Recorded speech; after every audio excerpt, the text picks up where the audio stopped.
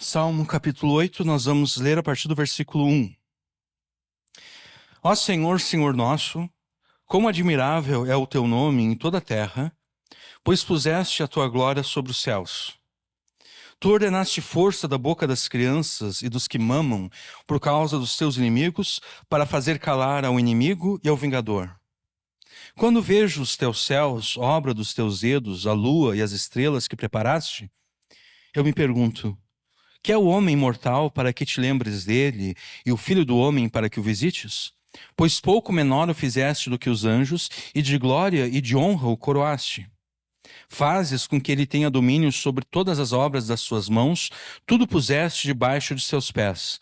Todas as ovelhas e bois, assim como os animais do campo, as aves do céu e os peixes do mar, e tudo que passa pelas veredas dos mares. Ó Senhor, Senhor nosso, quão admirável é o teu nome sobre toda a terra. Amém. Neste princípio de inverno, nós estamos enfrentando uma onda de frio muito grande. Curiosamente, hoje não foi tão frio quanto nos outros dias, mas ainda assim está frio, né?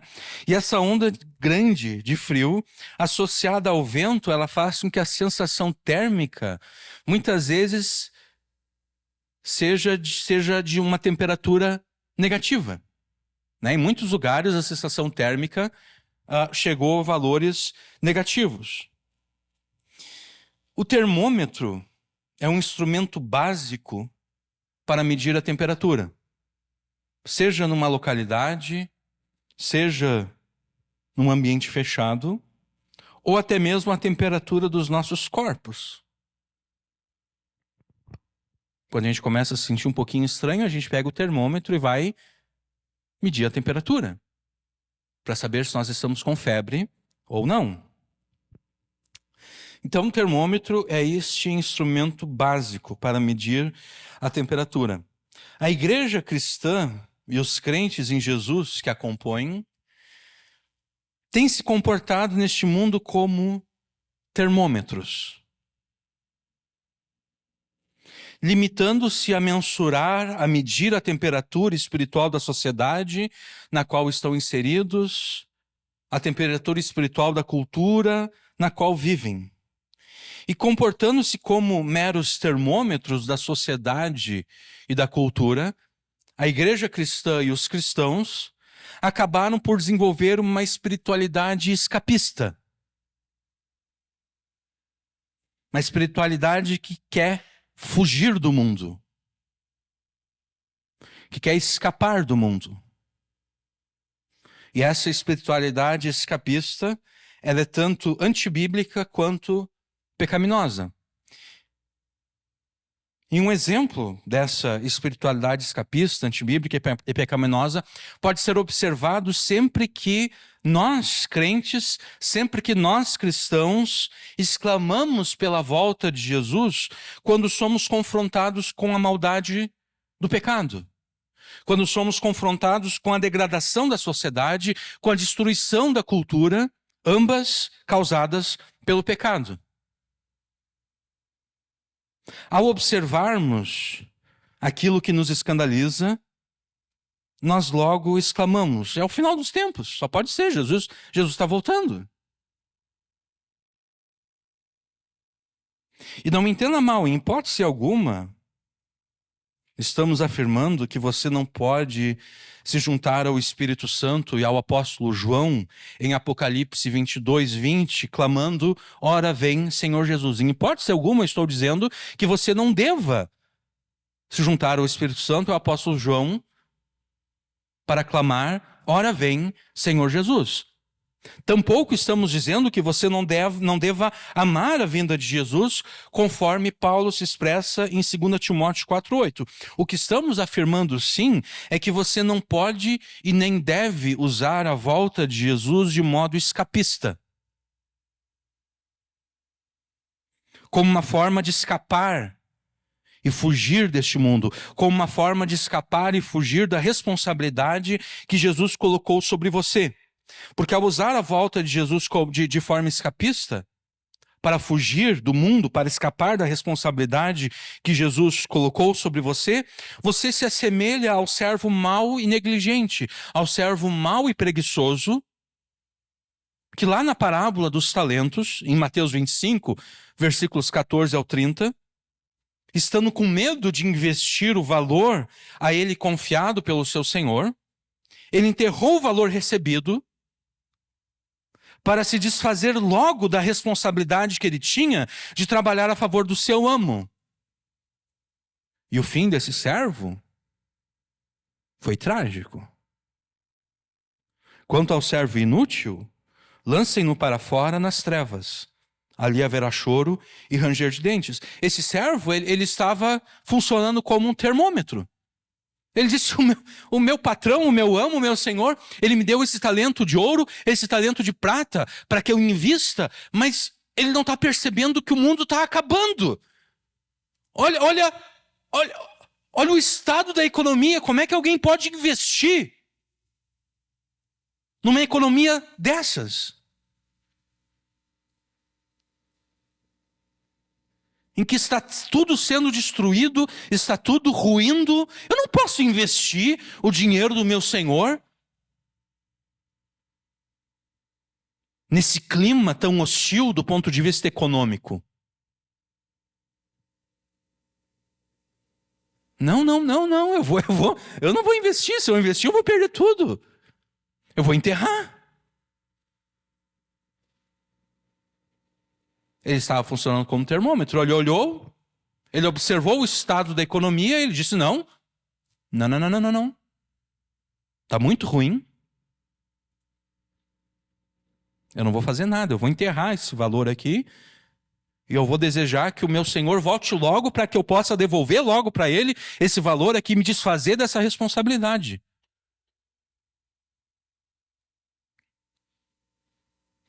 Ao usar a volta de Jesus de forma escapista, você se assemelha a esse servo mau e preguiçoso. Que no final das contas, foi lançado para fora, nas trevas exteriores, onde apenas choro e ranger de dentes. A noiva de Cristo, que no final de Apocalipse se junta ao Espírito Santo para clamar, ora vem Senhor Jesus, essa noiva, ela não faz isso por ter uma mentalidade escapista, semelhante à do servo mau e preguiçoso. A noiva de Cristo, a saber, a igreja, formada por aqueles que guardam os mandamentos de Deus e têm o testemunho de Jesus, de acordo com Apocalipse 12, 17, ela foi perseguida e foi martirizada pelo seu testemunho, pela sua pregação. Ela não ficou clamando, olha, vem Senhor Jesus, porque o governo vai começar a perseguir os cristãos, o governo vai começar a dizer que os meus filhos têm que ser gay, ora vem Senhor Jesus. Não. Não foi isso que a noiva, lá no final de Apocalipse, faz. Ela não está clamando, ora vem Senhor Jesus, porque ela está com medo, porque ela se acovardou, porque ela quer escapar do mundo, fugir da responsabilidade que Jesus deu a ela. Não, essa noiva, ela venceu todos aqueles ensinos falsos, todas aquelas heresias que estavam sendo pregadas nas 7 igrejas do Apocalipse, né? A noiva que chega lá no final e clama, ora vem Senhor Jesus, ela faz parte daqueles que venceram todos os ensinos falsos, todas as heresias que estavam sendo ensinadas.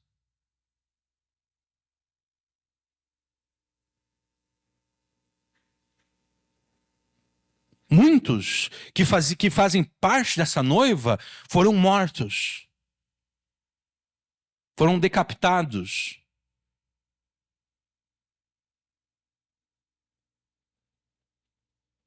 O dragão, vendo que não tinha como derrotar o filho que haveria de exercer autoridade sobre todas as nações da terra, que é Jesus, persegue a descendência da mulher. Que, conforme João escreve, são aqueles que guardam os mandamentos de Deus e têm testemunho de Jesus. Essa igreja foi perseguida e foi martirizada pelo seu trabalho fiel. Então esse clamor que em consonância com a intercessão do Espírito Santo sobe aos céus pedindo, ora vem Senhor Jesus, esse clamor não é feito por pessoas acovardadas e preguiçosas que usam a volta de Jesus como desculpa para fugir e escapar da responsabilidade que Jesus lhes deu. Responsabilidade essa que muito bem poderia custar a vida deles e de fato custou a vida deles.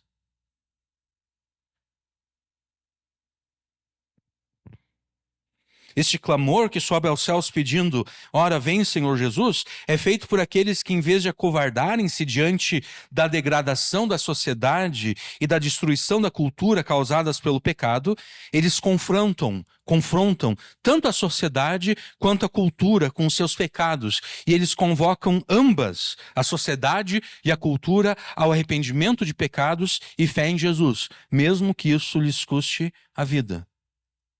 São esses que lá no final de Apocalipse clamam, ora vem Senhor Jesus. Ao mencionar a Timóteo, aqueles que amam a vinda de Jesus, Paulo não está desejando a volta de Jesus por querer fugir e escapar da responsabilidade que Jesus colocou sobre ele. Não, pelo contrário. Paulo ali está incentivando Timóteo a imitá-lo no ministério, a combater o bom combate, a completar a carreira da mesma forma que Paulo fez. Diante de Deus e de Cristo Jesus, que há de julgar os vivos e os mortos, pela sua manifestação e pelo seu reino, peço a você com insistência que pregue a palavra, insista, quer seja oportuno, quer não, corrija, repreenda, exorte com toda paciência e doutrina, pois virá tempo em que não suportarão essa doutrina. Pelo contrário, se rodearão de mestres segundo as suas próprias cobiças, como que sentindo coceira nos ouvidos. Eles se recusarão a dar ouvidos à verdade, entregando-se a fábulas. Mas Timóteo, não seja como aqueles, é o fim dos tempos, vem logo Jesus, porque não adianta a gente pregar, eles não querem ouvir. Não seja como esses. Você, Timóteo, seja sóbrio em todas as coisas, suporte as aflições, faça o trabalho de um evangelista, cumpra plenamente o seu ministério. E aqui Paulo daí se coloca como exemplo. Quanto a mim, eu já estou sendo oferecido por libação e o tempo da minha partida chegou. Eu combati o bom combate, eu não me acovardei, Timóteo.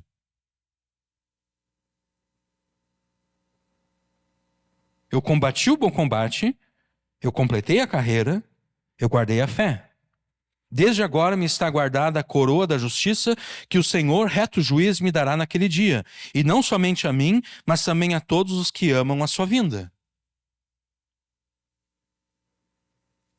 Amar a volta de Jesus jamais significará clamar pela volta de Jesus sempre que você se escandaliza ao ser confrontado com a degradação da sociedade e a destruição da cultura. Jamais é isso.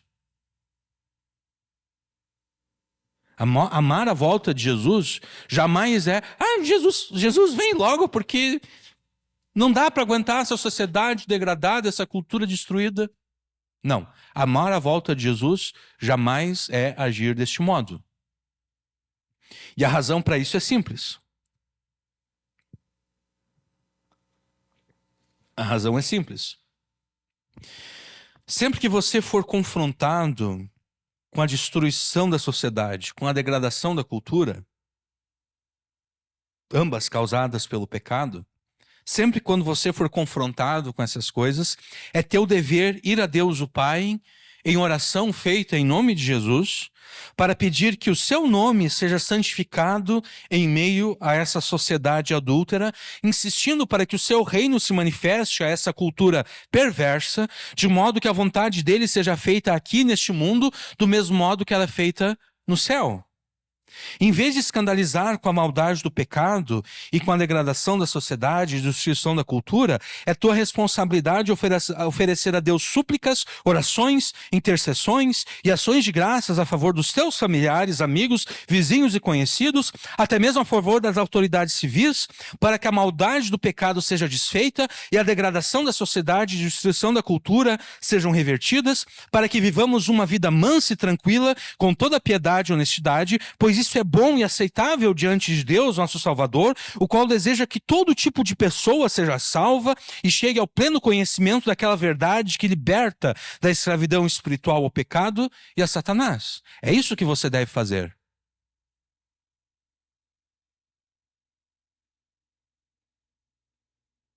ao ser confrontado com a maldade do pecado, ao ser confrontado com a destruição da sociedade, com a degradação da cultura, não é, ei, eu estou com medo, Jesus, volta logo. Não.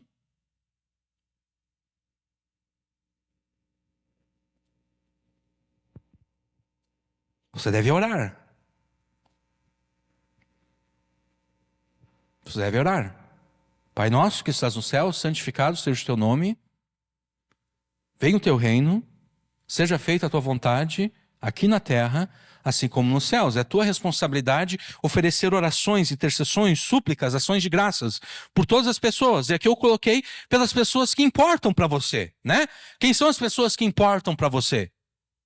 Os seus familiares, os seus amigos, os seus vizinhos, os seus conhecidos. São essas pessoas que importam para você, né? Então, sempre que você é confrontado com o pecado, sempre que você é confrontado com a degradação da sociedade, com a destruição da cultura, ore a Deus a favor das pessoas que importam para você, mas não apenas por essas.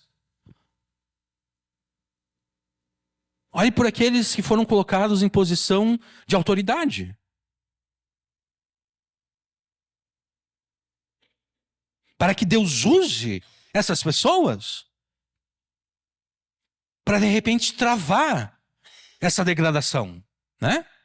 Da mesma forma que Deus usou Ciro, alguém que não o conhecia, para restaurar Israel do cativeiro, Deus também pode usar uma autoridade política que não conhece, de repente o cara nunca vai se converter a Jesus, você deve orar para que ele se converta a Jesus. Sim, mas de repente ele nunca vai se converter a Jesus, mas assim como Ciro, ele vai ser usado para de repente travar, frear essa destruição, essa degradação. E é aqui que eu acho que a igreja cometeu um pecado estratégico com o mandato do Bolsonaro. A igreja deveria ter entendido o mandato do Bolsonaro, os 4 anos que ele esteve no poder, como sendo Deus usando uma autoridade civil para travar, para bloquear a degradação da sociedade e a destruição da cultura. E a igreja, percebendo isso, ela deveria pensar o seguinte: bom, nós temos 4 anos aqui para nos organizarmos. Nós temos 4 anos para começar a fazer o papel que é nosso, para começar a desempenhar a nossa responsabilidade, a responsabilidade que Jesus nos deu. Para que quando o Bolsonaro sair do poder, porque ele sairia uma hora uma outra, né? Ele poderia ser reeleito, ele ficaria mais 4 anos, mas sendo reeleito, tendo 2 mandatos consecutivos de 4 anos, somando 8, ele sairia depois desses 8 anos. A igreja deveria ter aproveitado esse período para se preparar. A gente tem que estar preparado para quando ele sair dali. Na verdade, a partir de agora, a gente já deve começar a cumprir a responsabilidade que Jesus deu. Mas não foi isso que a igreja fez. A igreja resolveu rebaixar-se ao jogo político.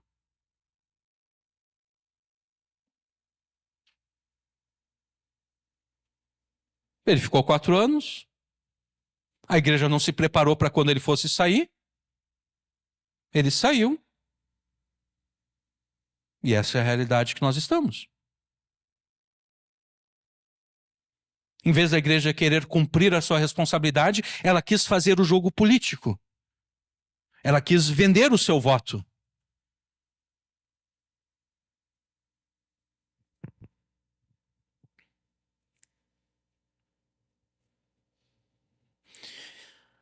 Então, quando você é confrontado com a maldade do pecado, quando você é confrontado com a degradação da sociedade, a destruição da cultura, é tua responsabilidade orar a Deus, da forma como nós demonstramos há pouco.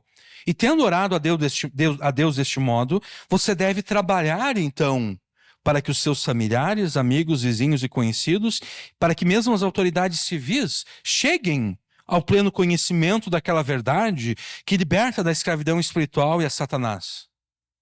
da escravidão espiritual a Satanás e ao pecado, e desse modo essas pessoas sejam salvas. Porque sendo que você já chegou a esse conhecimento salvífico da verdade, seria muita hipocrisia da tua parte você orar para que outras pessoas cheguem também a esse conhecimento, ao mesmo tempo que você se recusa a compartilhar com essas pessoas o conhecimento que você tem. Seria muita hipocrisia, né?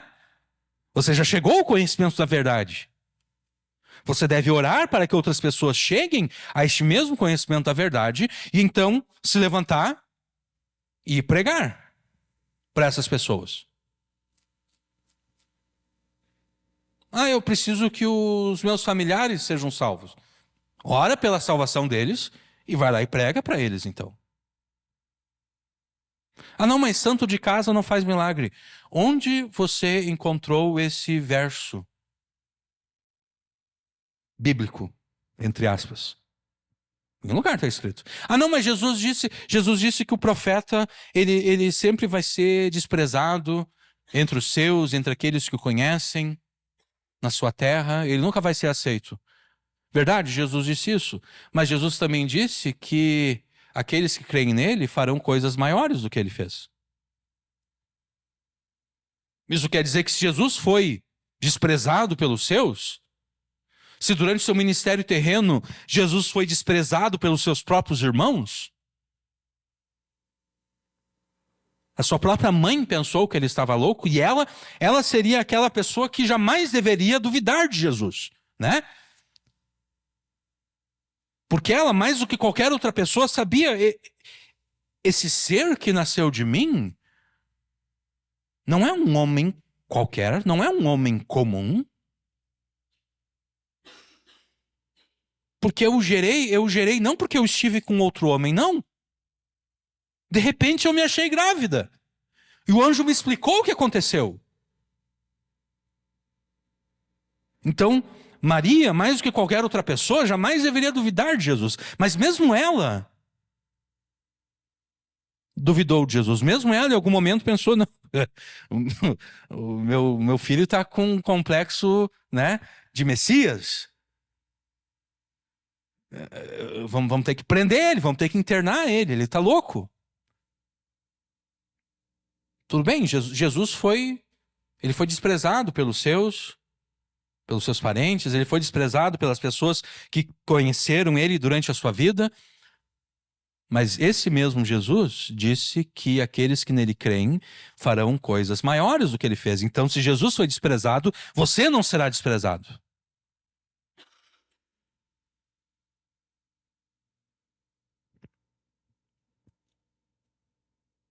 Tendo orado a Deus deste modo, você deve, tendo orado para que os seus familiares, amigos, vizinhos, conhecidos, inclusive as autoridades civis, cheguem a esse pleno conhecimento da verdade que traz salvação. Tendo orado deste modo, é tua responsabilidade agora se levantar e trabalhar para que essas pessoas de fato cheguem ao conhecimento salvífico da verdade.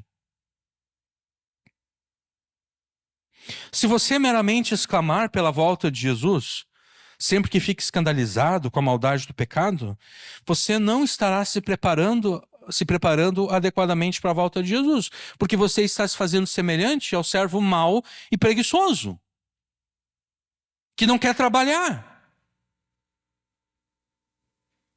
que está com medo, que não quer fazer nada, que quer enterrar o talento recebido. Se você simplesmente exclama pela volta de Jesus, você não está se preparando. De repente, Jesus até vai vir naquele momento, só que a ironia é que você, que clamou pela volta de Jesus de forma escapista, a volta de Jesus não será uma bênção para você. Porque Jesus vai olhar para ti e vai dizer: peraí, eu te dei uma tarefa, né? Eu te dei um trabalho, e onde é que está o resultado dessa tarefa, desse trabalho que eu te dei para fazer? Não, Jesus, cada vez que eu era confrontado com a maldade do pecado, com a destruição da sociedade, com a degradação da cultura, eu me assustava e eu me colocava de joelhos e dizia: volta, Senhor Jesus, porque esse mundo aqui está entregue ao demônio e a única coisa agora que falta é o Senhor vir e nos levar para o céu. Jesus vai dizer, que coisa triste. Eu não vou te levar, cara. Eu não te conheço. Na verdade, eu vou mandar que eles te amarrem de pés e mãos e tu vai ser lançado nas trevas exteriores.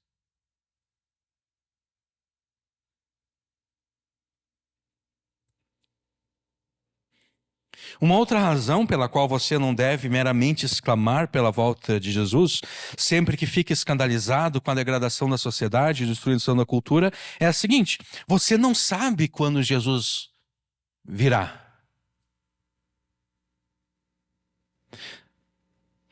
Você não sabe quando Jesus virá. O que significa que ele pode vir hoje, mas ele pode vir também daqui a 100 anos.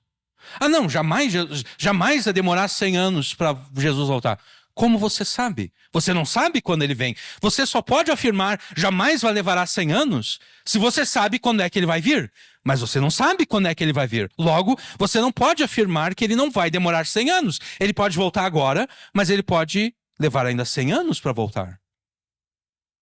Ou ele pode levar ainda 1000 anos para voltar. Ah, não, jamais 1000 anos. Por que jamais 1000 anos? Você só pode afirmar jamais 1000 anos se você sabe qual é a data. Mas você não sabe qual é a data.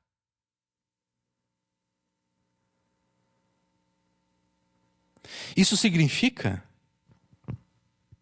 que é grande a possibilidade que os teus filhos se casem e tenham filhos. E é grande a possibilidade que os filhos dos seus filhos se casem e tenham eles também filhos.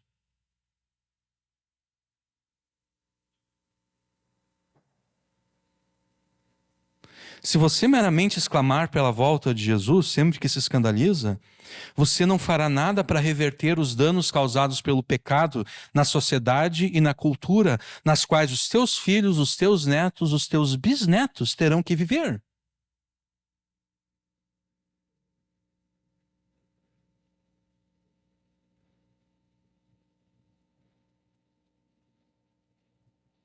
Teve um pastor há um tempo atrás que ele falou o seguinte: os crentes jamais pensam nos seus bisnetos, pelo menos os crentes atuais.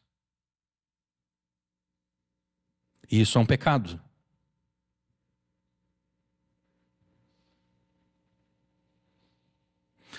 Sabe por quê? Olha só, imagina que você acabou de ter um filho.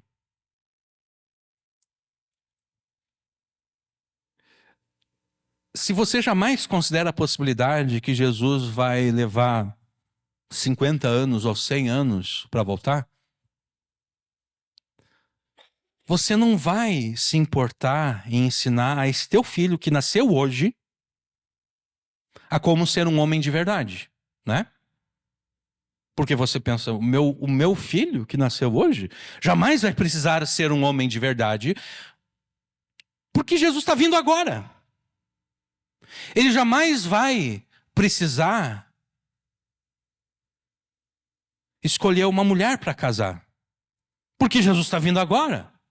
Ele jamais vai precisar ensinar os seus filhos a serem homens, porque Jesus está vindo agora.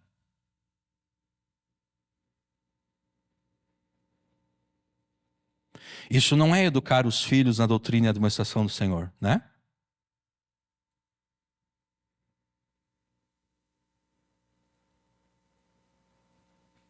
É mais ou menos como um pastor já bem idoso brasileiro, chamado carinhosamente por aqueles que o conhecem de Joãozinho.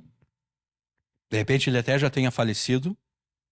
Mas esse pastor, ele disse que na sua juventude, um presbítero da igreja dele, ele tinha talvez uns 18 anos. O presbítero disse: Joãozinho, não estuda, Joãozinho. Jesus está voltando. Imagina se o Joãozinho tivesse levado a sério o que o presbítero tinha falado. Ele não teria estudado, ele não teria se tornado um pastor, ele não seria usado por Deus para edificar a vida de muitos crentes.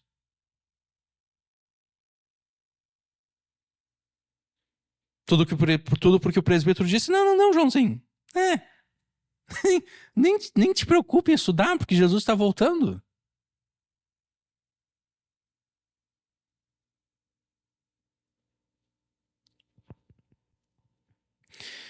Se você meramente exclamar pela volta de Jesus sempre que se escandaliza com a maldade do pecado, você não fará nada para reverter os danos causados pelo pecado na sociedade e na cultura nas quais os teus filhos, os teus netos e os teus bisnetos terão que viver. O que significa que você vai condenar os teus filhos, os teus netos, os teus bisnetos, etc., a viverem em meio a uma sociedade cada vez mais degradada pelo pecado e em uma cultura cada vez mais destruída pela maldade do pecado. Através do profeta Jeremias, Deus ordenou aos que foram levados cativos, povo, o reino do sul, né, o reino de Judá, foi levado cativo por Nabucodonosor, pelo rei da Babilônia. E se levantaram alguns profetas lá na Babilônia, dizendo que Deus quebraria o jugo de Nabucodonosor, que Deus destruiria a Babilônia rapidamente, e aqueles que foram levados cativos voltariam logo para Israel, para Jerusalém. E através do profeta Jeremias, então, Deus ordena que aos que foram levados cativos, que eles trabalhassem pela paz da cidade na qual eles estavam exilados, porque na paz daquela cidade, eles teriam paz. Assim diz o Senhor dos Exércitos, o Deus de Israel, a todos os exilados que eu deportei de Jerusalém para a Babilônia: construam casas e morem nelas. Plantem pomares e comam o seu fruto. Casem e tenham filhos e filhas. Escolham esposas para os filhos de vocês e deem as suas filhas em casamento, para que tenham filhos e filhas. Aumentem em número e não diminuam aí na Babilônia. Procurem a paz da cidade para onde eu os deportei e orem por ela ao Senhor, porque na sua paz vocês terão paz. Porque assim diz o Senhor dos Exércitos, o Deus de Israel: não se deixem enganar pelos profetas e adivinhos que vivem no meio de vocês. Não deem ouvidos aos sonhadores que sempre sonham. Parece que, né, se fosse hoje, todos os caras lá estariam sonhando e contando no YouTube os sonhos que eles tiveram. Não deem ouvidos aos sonhadores que sempre sonham segundo o desejo de vocês, porque eles profetizam falsamente em meu nome. Eu não os enviei, diz o Senhor. O verbo hebraico darash, traduzido aqui como procurar, tem o sentido ativo de trabalhar por, empenhar-se por. E o substantivo shalom, traduzido aqui por paz, também comporta os sentidos de prosperidade, bênção, bem-estar. Então, Deus está ordenando aos exilados: trabalhem pela paz, trabalhem pela prosperidade, trabalhem pela bênção, pelo bem-estar da cidade na qual vocês estão exilados. Porque na paz da cidade, vocês terão paz. Na prosperidade daquela cidade, vocês terão prosperidade. Na bênção, no bem-estar daquela cidade, vocês terão bênção e bem-estar. E certamente Paulo tinha em mente isso quando ele escreveu a Timóteo: antes de tudo, peçam que se façam súplicas, orações, intercessões e ações de graças em favor de todas as pessoas, orem em favor dos reis e de todos os que exercem autoridade, para que vivamos vida mansa e tranquila, com toda piedade e respeito. Certamente Paulo tinha em mente essa passagem em Jeremias quando ele escreveu isso a Timóteo.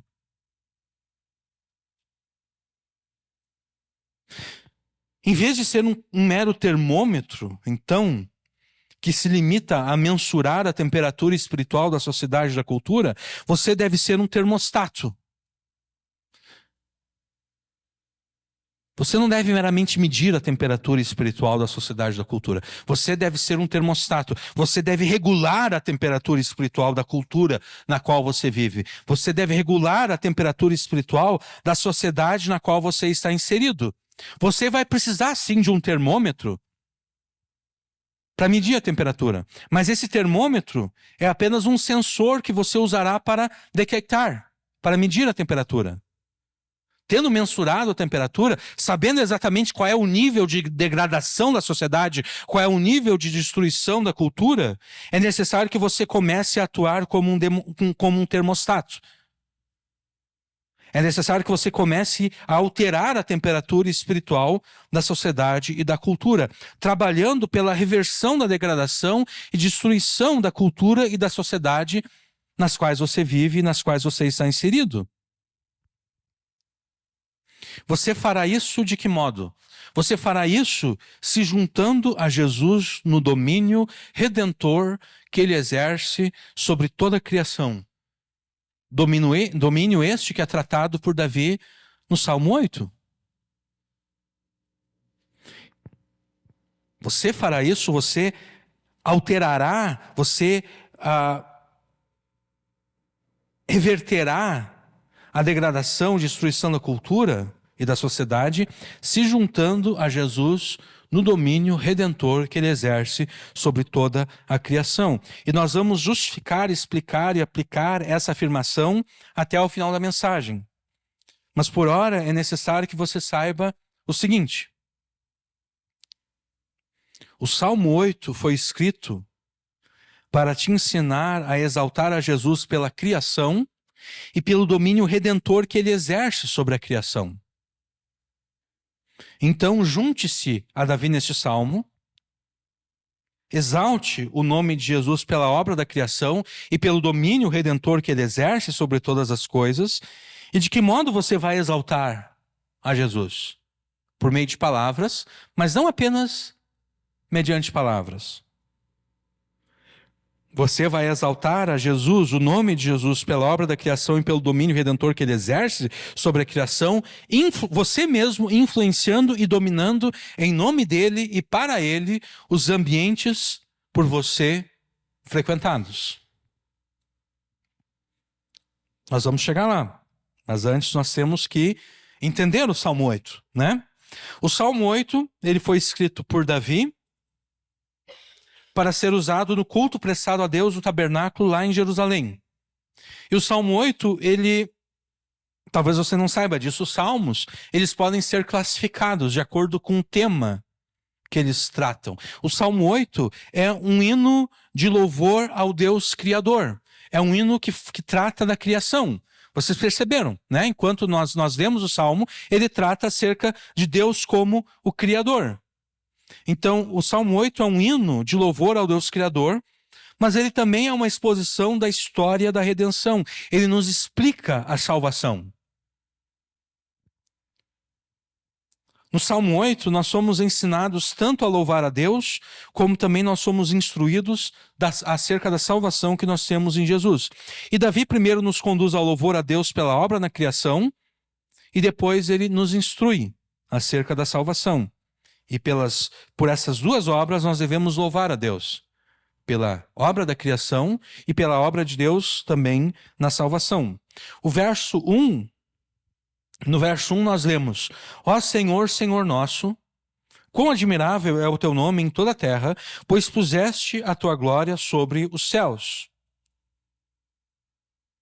O nome do Senhor, quando nós encontramos aqui Senhor, tudo em letras maiúsculas, né? Ó Senhor, é porque no original hebraico nós temos o nome próprio de Deus, Yahvé. O nome de Deus, o nome do Senhor, o nome de Yahvé, que é o Deus da aliança, o nome de Deus é magnífico em toda a terra. E a magnificência, a glória, o esplendor de Deus foram estampados diante dos olhos de todas as pessoas. Foram estampados nos céus. E você certamente já observou a beleza do azul em um dia ensolarado e sem nuvens. Você certamente também já observou a majestade e o poder das nuvens logo antes de uma tempestade. Você já deve ter observado também as cores magníficas que aparecem no céu cedinho de manhã ou então ao anoitecer. Se você já esteve em um lugar onde não há poluição luminosa, você já deve ter observado o número incontável de estrelas no céu noturno. Na cidade nós não conseguimos observar, né? Na cidade a gente olha para o céu, a gente vê uma estrela aqui, outra lá e é isso, né? Por causa da poluição luminosa.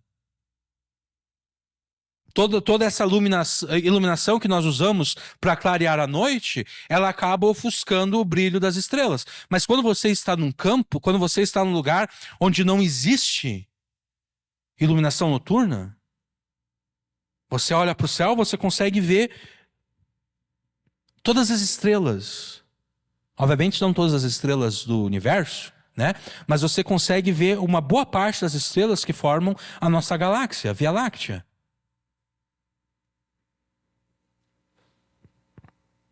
Deus estampou nos céus um testemunho de si mesmo, um testemunho do seu poder, um testemunho de quem Ele é. Mas pelos nossos pecados, nós distorcemos essa revelação que Ele nos deu de si mesmo.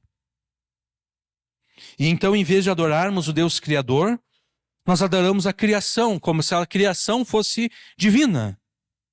E nós idolatramos a criação. Exatamente como Paulo escreveu logo no início da sua epístola aos Romanos. A ira de Deus se revela do céu contra toda impiedade e injustiça dos seres humanos que, por meio da sua injustiça, suprimem a verdade. Pois o que se pode conhecer a respeito de Deus é manifesto entre eles porque Deus lhes manifestou. Porque os atributos invisíveis de Deus, isto é, o seu eterno poder e a sua divindade, claramente se reconhecem desde a criação do mundo, sendo percebidos por meio das coisas que Deus fez. Por isso, os seres humanos são indesculpáveis, porque tendo conhecimento de Deus, eles não o glorificaram como Deus nem lhe deram graças. Pelo contrário, se tornaram nulos em seus próprios raciocínios e o coração insensato deles se obscureceu. Dizendo que eram sábios, se tornaram tolos e trocaram a glória do Deus incorruptível por imagens semelhantes ao ser humano corruptível, às aves, aos quadrúpedes e aos répteis. Então nós temos um testemunho de Deus nos céus, de quem Ele é, mas os nossos pecados nos levam a distorcer esse testemunho, de modo que, negando esse conhecimento de Deus, nós adoramos a criação no lugar da criatura. Desculpe, a criação no lugar do Criador. Mas tendo sido regenerados pelo Espírito Santo, cada um de nós pode e deve admirar a glória de Deus na criação, estampada diante dos nossos olhos, acima de nós, os céus, e então rompermos em louvor ao Deus Criador, como Davi faz no verso 1 do Salmo 8. Ó Senhor, Senhor nosso, quão admirável é o teu nome em toda a terra, pois puseste a tua glória sobre os céus. É por meio do Evangelho, o conhecimento natural que nós obtemos a partir da natureza não nos revela isso. A natureza só nos permite conhecer o Deus Criador, né? Deus como Criador. Mas esse conhecimento natural não nos permite saber que o Deus Criador, na verdade, é o Deus Filho.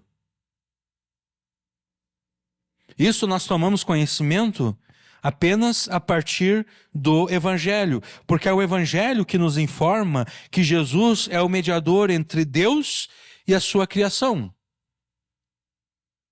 E na verdade, desde antes da criação, desde a eternidade passada, o Filho de Deus já havia sido apontado como mediador entre Deus e a criação. Ainda que a criação não tivesse sido realizada ainda. Desde a eternidade, Jesus sempre foi aquele apontado por Deus o Pai, aquele que funcionaria como mediador entre a divindade e a criação. E é por isso que, embora a Escritura atribua a criação às três pessoas da Trindade, a Trindade está presente na criação, né? O Pai fala, haja luz. O Filho é a palavra que Deus fala, porque o Filho é o Logos de Deus. O Filho é a palavra de Deus.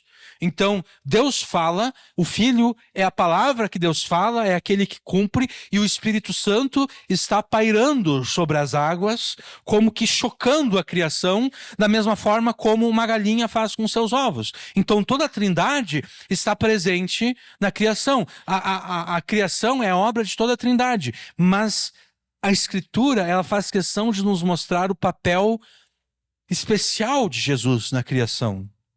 No princípio era a palavra, e a palavra estava com Deus, e a palavra era Deus. Ela estava no princípio com Deus, todas as coisas foram feitas pela palavra, porque Deus disse, haja luz e houve luz. Né? Todas as coisas foram feitas pela palavra, e sem a palavra, nada do que foi feito existiria. Além do mais, tudo foi feito por meio de Jesus e também tudo foi criado para Ele. Deus, o Pai, nos libertou do poder das trevas e nos transportou para o reino do seu Filho amado, em quem nós temos a redenção e a remissão dos pecados. Ele, o Filho, é a imagem do Deus invisível, o primogênito de toda a criação, porque nele foram criadas todas as coisas, nos céus e sobre a terra, as visíveis e as invisíveis, sejam tronos, sejam soberanias, quer principados, quer potestades, tudo foi criado por ele, ou por meio dele, e para ele. Jesus, então, é o Deus encarnado. Jesus é o Yahvé feito homem. Jesus é o Deus da aliança feito homem. O Criador dos céus e da terra e de tudo que mais existe. E o nome de Jesus é admirável em toda a terra e em qualquer lugar em que as pessoas olham para o céu, é impossível que elas não vejam a sua glória lá estampada.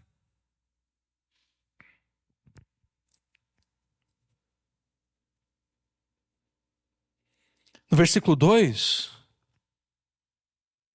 Davi fala de crianças pequenas, de crianças que ainda mamam, e de adversários, e de inimigos, e de vingadores. Tu ordenaste a força da boca das crianças e dos que mamam por causa dos seus inimigos, para fazer calar ao inimigo e ao vingador.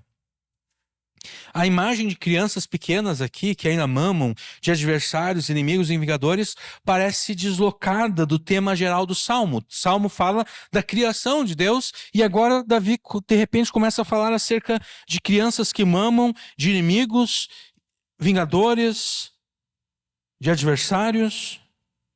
O que Davi pretende com essa imagem aqui no Salmo 2? Davi usa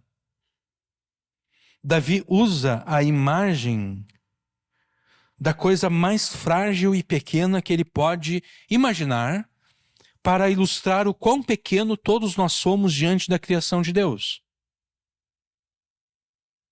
Davi afirma que Deus derrota os seus adversários, os seus inimigos, por meio de criancinhas pequenas, por meio de crianças que ainda mamam. Sendo que este salmo trata da obra da criação de Deus em Jesus, seria de esperar que Davi tratasse do pecado, né? Porque quem lê Gênesis 1 e 2, que tratam da criação, vai ler Gênesis 3, que trata do pecado. Né? Então, esse salmo, sendo um salmo que desenvolve o tema da criação, seria esperado que Davi falasse e mencionasse o pecado aqui. Mas Davi não menciona o pecado. Davi, curiosamente, não menciona o pecado. Mas apesar de não mencionar o pecado, Davi demonstra estar ciente da existência do pecado, e Davi demonstra estar ciente das consequências do pecado. E ele demonstra isso através da afirmação de que Deus tem adversários, de que Deus tem inimigos, os quais, pela loucura e maldade do seu pecado, intentam exercer vingança contra Jesus e contra o seu povo. Deus é tão exaltado que ele derrota os seus inimigos e os seus adversários por meio daquilo que é de mais frágil e improvável. Crianças pequenas, crianças que ainda mamam. da força que procede da boca dessas criancinhas pequenas que ainda mamam. É por meio da voz dos mais indefesos do seu povo que Deus faz emudecer e calar os seus inimigos e os seus adversários.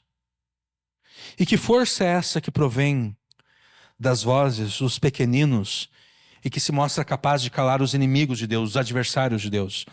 Quando Jesus entrou triunfantemente em Jerusalém, a multidão o aclamou como rei, dizendo: Hosana ao filho de Davi, bendito que venha em nome do Senhor, Hosana nas maiores alturas. Jesus entra em Jerusalém, Jesus vai até o templo e Jesus purifica o templo. Jesus purifica o templo e depois de ter purificado o templo, Jesus curou muitos cegos e muitos mancos. E os meninos que estavam no templo, observando Jesus curando esses cegos e mancos, observando esses milagres operados por Jesus, esses meninos passaram a gritar no templo: Hosana ao filho de Davi. Vendo isso e ouvindo isso, os principais, os sacerdotes e os escribas, que eram fariseus, indignados, eles perguntaram a Jesus se Jesus estava ouvindo o que aquelas crianças estavam cantando. E quando eles perguntam se Jesus estava ouvindo, obviamente eles estão perguntando se Jesus aceita a implicação das palavras proferidas por aquelas crianças. E Jesus responde sim. Quando Jesus responde sim, é como se ele estivesse dizendo: sim, eu estou ouvindo, e eu estou entendendo, e eu estou concordando com a implicação dessas palavras. E aí Jesus completa: vocês nunca leram da boca de pequeninos e de bebês obtiveste louvor? Na resposta que Jesus dá aos principais dos sacerdotes, aos escribas, Jesus está citando aqui o Salmo 8, versículo 2. E vocês perceberam que existe uma diferença, né? No Salmo 2 aqui nós lemos: tu ordenaste força da boca das crianças e dos que mamam, né? Jesus fala de louvor. Por que há essa diferença aqui? Por que no Salmo aqui nós lemos de força saindo da boca e quando Jesus cita esse Salmo ele fala de louvor saindo da boca dessas crianças? A diferença, ela ocorre exatamente porque quando Jesus está citando o Salmo 8, Jesus está citando o Salmo 8 não de acordo com o texto hebraico. Jesus está citando o Salmo 8 de acordo com a Septuaginta. A Septuaginta é a tradução grega do Antigo Testamento hebraico. Durante aqueles 400 anos de silêncio profético, a partir do momento em que o Império Grego passa a dominar o mundo conhecido, os judeus, eles pensam o seguinte: bom, a gente vai ter que traduzir, naquela época, né, com as conquistas de Alexandre o Grande, o grego se tornou a língua franca do mundo de então. É como o inglês hoje, né? Se você vai para qualquer lugar do mundo, você não precisa necessariamente saber falar o idioma daquele local. Se você falar o inglês, você consegue se comunicar, né? Se eu vou viajar para a Alemanha, por exemplo, se eu sei falar o inglês, eu consigo me comunicar. Por quê? Porque o inglês é a língua franca do mundo. O inglês é como se fosse esse idioma internacional que todo mundo fala. Isso era o grego no mundo antigo, com as conquistas de Alexandre o Grande. Então, quando o Alexandre o Grande conquistou todo aquele território que ele conquistou, Israel ficou debaixo do domínio grego. Os escribas israelitas, os escribas judeus, eles resolveram traduzir o Antigo Testamento hebraico para o grego. E essa tradução é chamada de Septuaginta. Por que esse nome estranho? Bom, esse nome estranho é porque, de acordo com a lenda, foram 70 sábios que fizeram essa tradução. Não foram 70 sábios. né? Mas de acordo com a lenda, foram 70 sábios que fizeram essa tradução. Então, como é que nós nos referimos ao número 70 de uma forma chique? Septuagésimo, né? Então, por isso, Septuaginta. A Septuaginta é também chamada de a versão dos 70. Ou, se você está lendo, por exemplo, um texto de teologia, e você encontra, de acordo com a LXX, saiba que LXX é a Septuaginta. Né? Porque LXX em numerais romanos é 70. Então, a diferença aqui ocorre porque Jesus não está, quando Jesus cita o Salmo 8, Jesus não está citando o texto hebraico. O nosso Antigo Testamento, ele é traduzido a partir do texto hebraico. Mas não é o texto hebraico que Jesus cita. Jesus cita o texto grego. E na tradução grega do Salmo 8, versículo 2, quem fez a tradução, ou o grupo de pessoas que fez a tradução ali, eles traduziram força da boca por louvor.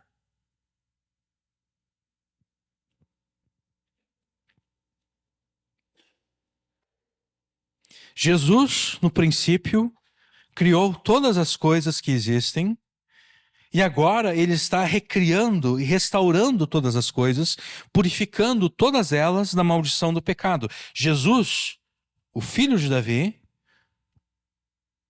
o Salvador do mundo. Nele, todas as coisas são renovadas. E nele, todas as coisas são renovadas, ao mesmo tempo em que ele derrota os seus inimigos, esses adversários aqui do versículo 2. Aqueles que o odeiam, aqueles que querem perseguir o seu povo. Você que está aqui, você se diz crente em Jesus. Você afirma ter sido renovado por Jesus. Você afirma ter sido feito uma nova criação pela fé em Jesus. Sendo você parte da nova criação de Deus em Jesus, sendo você membro dessa humanidade redimida, dessa nova humanidade que está sendo recriada em Jesus, é teu dever cooperar com Jesus na renovação do restante da criação e na derrota daqueles que se opõem a Jesus, na derrota dos adversários de Jesus, na derrota dos inimigos de Jesus, até que não reste inimigo mais algum. É teu dever cooperar com Jesus. E como é que você vai cooperar com Jesus na renovação da criação e derrota dos seus inimigos? De muitas e variadas formas. Mas em especial, de acordo com o versículo 2 do Salmo 8, e de acordo com a citação que Jesus faz do versículo 2 do Salmo 8, você vai cooperar com Jesus na renovação da criação e derrota dos seus inimigos através do culto público e corporativo que você oferece a Deus. Porque ao citar o Salmo 8, versículo 2, de acordo com a Septuaginta, Jesus está sancionando essa tradução. Jesus está afirmando que esse louvor está compreendido dentro da força que sai da boca das crianças e dos que mamam.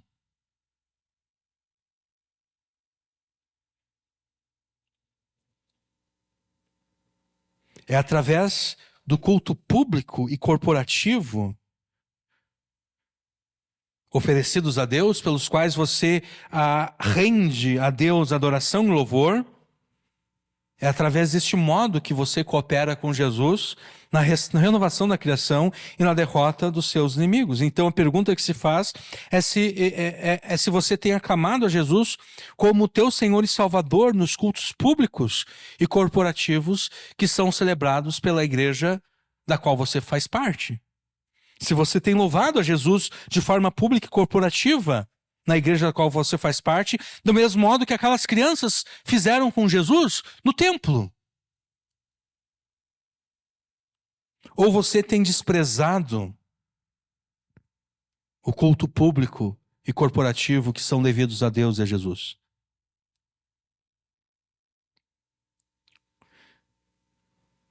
Quando você despreza o culto, quando você despreza esse culto público e corporativo que são devidos a Deus, você acaba por desprezar todos os benefícios e bênçãos que Deus te deu por meio de Jesus. Você se torna semelhante ao pastorzão. Eu não pedi para Jesus morrer por mim.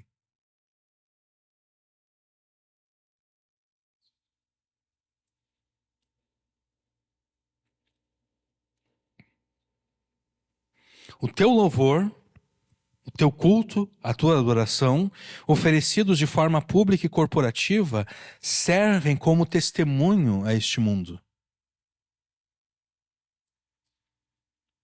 Eles são oferecidos a Deus, sim, mas eles também servem como testemunho.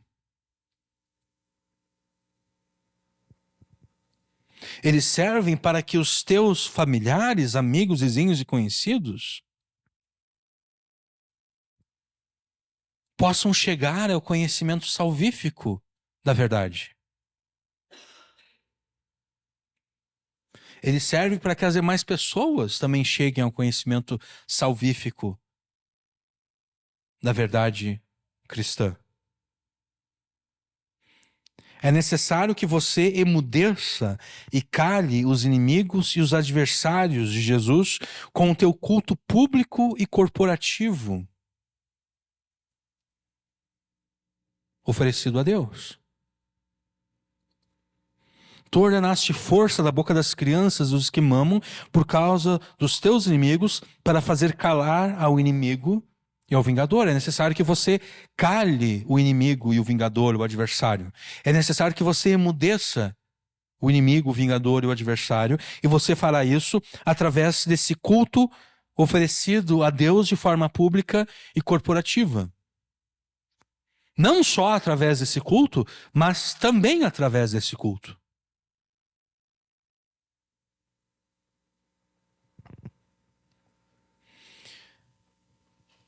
Os teus inimigos, o diabo, o mundo e a tua própria carne querem te fazer calar. Querem que você não abra a boca, da qual sairá força, da qual sairá louvor e culto e adoração e ação de graças. Mas ao invés de se deixar calar pelos inimigos da tua alma, com o teu louvor a Jesus, é você que deve calá-los e emudecê-los.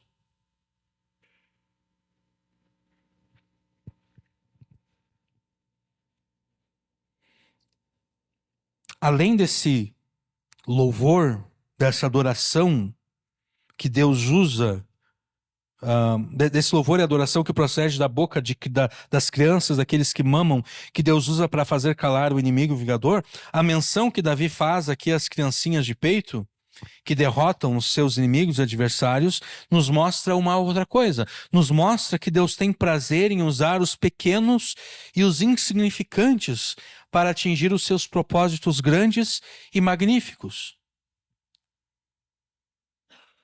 Mais ou menos como Paulo argumenta para os coríntios. Paulo diz, olhem para vocês mesmos, percebam que vocês não eram as melhores pessoas do mundo, vocês não eram os mais inteligentes, vocês não eram os mais fortes, os mais capazes. Mas Deus escolheu exatamente aqueles que nada são para destruir aqueles que pensam ser alguma coisa.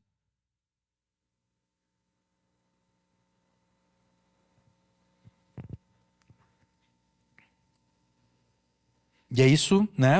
Deus usando coisas pequenas e insignificantes para atingir os seus propósitos grandes e magníficos. É isso que nós veremos nos versículos 13 e 4. Quando vejo os teus céus, quando eu observo a obra dos teus dedos, a lua e as estrelas que preparaste, subtendido aqui está, né? Eu me pergunto, o que é o homem mortal para que te lembres dele, o filho do homem para que o visites? Diante da grandeza e magnitude do universo, Davi pergunta a Deus: que é o homem para que dele te lembres? Quem é o filho do homem para que o Senhor o visites, para que o Senhor se importe com eles? Por que o Senhor se importaria com essas pessoas pequenas e frágeis que vivem nesse planeta aqui, que está na periferia da Via Láctea?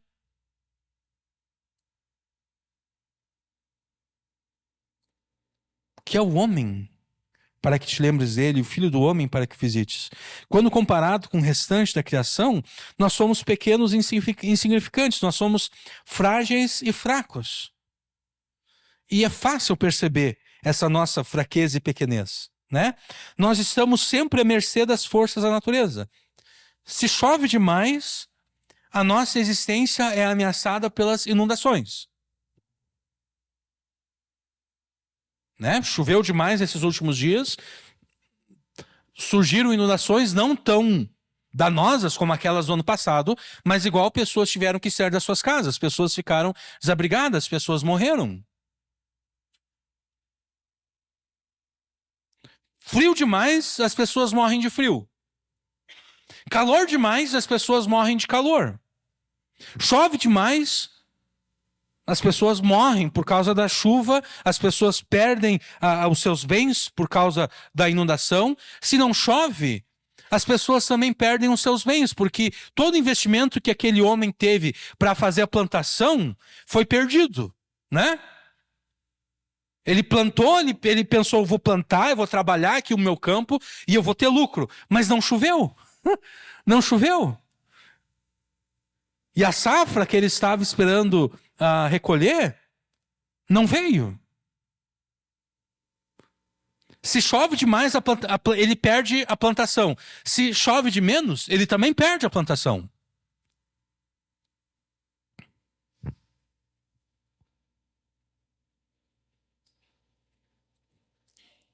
Coisas minúsculas que nós não conseguimos enxergar com o olho nu também nos ameaçam. E também nos destroem, e também nos matam. Seja pela doença em si, ou seja pela... como é que eu posso colocar aqui? Seja pela bagunça que essa doença causa na economia mundial.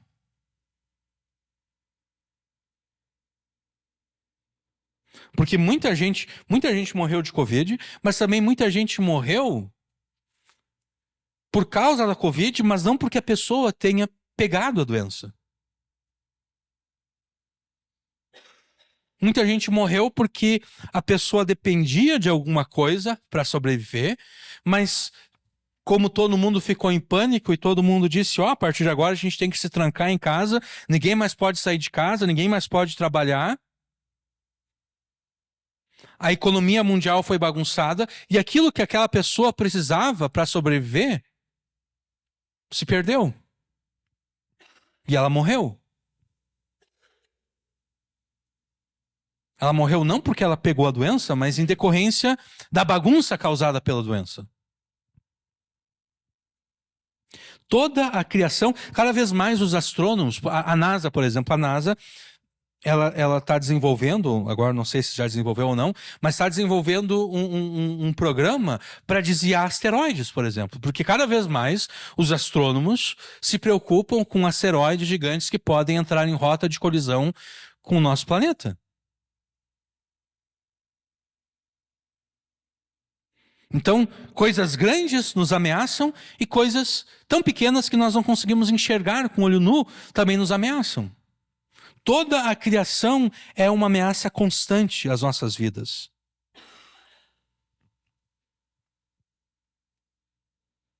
Alguém já disse que se nós fôssemos considerar todas as formas diferentes que a gente pode morrer, a gente jamais sairia da cama. Certamente alguém, em algum lugar do mundo, em algum tempo da história, certamente alguém morreu, sabe de que forma? A pessoa foi levantar da cama, ela foi vestir o seu chinelo, o seu sapato, mas de alguma forma ela escorregou, bateu a cabeça em alguma coisa e morreu ali. Sim, sim. É, nada a ver, né? Nada a ver. Quer dizer, tu não precisa estar numa situação de risco para morrer, né? Não precisa chegar alguém armado, tu não precisa estar envolvido num acidente automobilístico. A coisa mais besta pode te matar. Basta estar vivo, né? Então, toda a criação é uma ameaça constante às nossas vidas. Perceba como Davi ressalta essa nossa pequenez e insignificância diante da grandeza do restante da criação de Deus, no versículo 4. Que é o homem mortal para que te lembres dele e o filho do homem para que o estimes. Se antes da queda nós já éramos indignos de sermos lembrados e visitados por Deus, depois do pecado de Adão nós nos tornamos ainda mais indignos da lembrança e da visitação de Deus. Mas Deus se lembrou de nós, apesar de sermos indignos, apesar de sermos inimigos seus. Porque, originalmente, nós estávamos entre aquele grupo de pessoas que éramos inimigos e adversários de Deus. Que Davi citou no versículo 2. Deus se lembrou de nós, apesar de sermos indignos, apesar de sermos inimigos seus. E muito mais do que se lembrar de nós, o próprio Deus se fez homem e nos visitou. Deus cumpriu a promessa feita aos pais, para usar uma linguagem bíblica. Deus cumpriu aquilo que ele falou pela boca dos seus santos profetas, quando ele enviou ao mundo, no tempo que ele determinou, o seu eterno Filho. Sendo o próprio Deus, ele assumiu a posição de servo e se tornou semelhante aos homens, tomando realmente a verdadeira natureza humana com todas as suas fraquezas, exceto o pecado. Ele assumiu a natureza humana não apenas com respeito ao corpo, mas também com respeito à alma humana, para que, sendo verdadeiro Deus e verdadeiro homem, ele pudesse nos salvar por completo.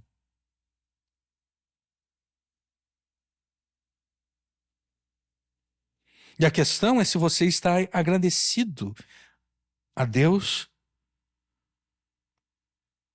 pelo fato de que, apesar da tua pequenez natural, apesar da tua indignidade herdada do pecado, você está agradecido a Deus porque Ele se lembrou de você. A questão é se você está agradecido a Deus, se você está agradecido a Deus porque, apesar da tua insignificância, Ele te visitou, enviando o seu próprio Filho a este mundo. Jesus, sendo Deus em si mesmo, não se importou em se humilhar, ele tornou-se tão pequeno e tão fraco como todos nós somos. E ele fez tudo isso para salvar para si um povo. Um povo do qual você faz parte, se é que você crê em Jesus.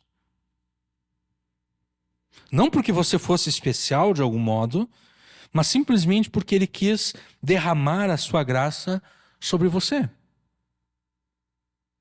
Não porque você fosse melhor do que os outros, não. Conforme nós citamos antes Paulo em Coríntios, você na verdade era pior do que os outros. E ainda assim, aprove a Deus derramar sobre você a sua graça. Se você estivesse remotamente agradecido por tudo isso, você jamais deixaria de louvar e adorar a Deus e a Jesus por tudo aquilo que Ele te deu. Pela obra da criação, porque se Ele não tivesse criado, você nem mesmo existiria, né? Se não houvesse criação, você nem mesmo existiria.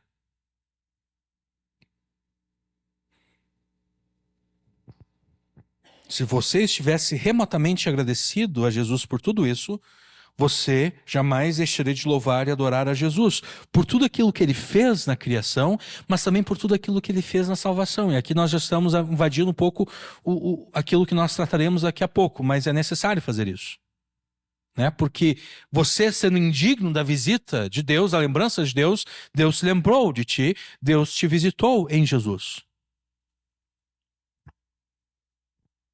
Não importam, então, de fato, os problemas que você está enfrentando, não importam as humilhações que você sofre, não importam as tragédias da vida.